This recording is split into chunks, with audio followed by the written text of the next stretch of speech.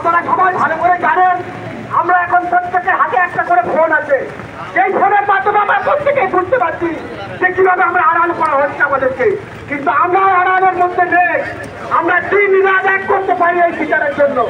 আমাদের বাড়ির মেয়ে অভয়া, আমাদের বাড়ির মেয়ে সুরক্ষা, তাই আমরা চিন্তা ভাবনা করে নিয়েছি আমার বোনের তাদেরকে আমরা প্রত্যেকে আমাদের আমরা এই বক্তব্য আমাদের